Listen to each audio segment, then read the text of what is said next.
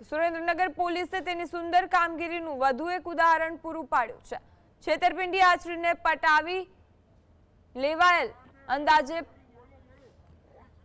5 કરોડ રૂપિયાથી વધુના 15 વાહનોને પોલીસે સફળતાપૂર્વક જપ્ત કરી તેના મૂળ માલિકને પરત સોંપ્યા છે।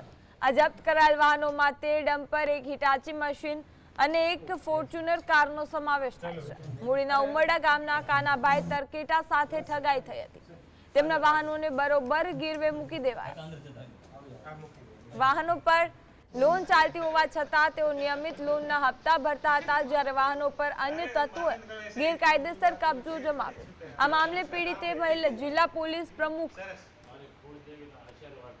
પ્રેમસુખ ડેલુને સંપર્ક કરતા તેમણે તમામ મુદ્દામાલ કબજે કરી તેના મૂળ માલિકને પરત અપાવ્યો।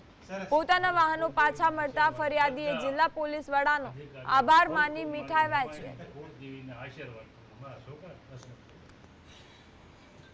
अलग अलग लोगों પાસે ગીરવી મૂકી દીધી અને આ લોકોની ના કોઈ કિસ્ત ભરતા અને ના કોઈ બીજાને આ લોકોને પરત આપતા અને આ લોકોને વારંવાર ધમકાવતા। અને તો પોલીસ પાસે આવ્યા પછી પીઆઈ શ્રી દ્વારા બહુ સારી રીતે કામગીરી કરીને અને અત્યારે 13 ડમ્પર, એક હિટાચી મશીન અને એક ફોર્ચ્યુનર ગાડી, ટોટલ લગભગ 5 કરોડનો જે મુદ્દામાલ છે એ પોલીસ દ્વારા ગણતરીના કલાકોમાં પરત કરવામાં આવ્યો છે। અને આ બદલ હું જે તમામ પોલીસ સ્ટેશનનો જે મૂળી પોલીસ સ્ટેશનનો જે સ્ટાફ છે આને હું ખૂબ બધાઈ આપું છું।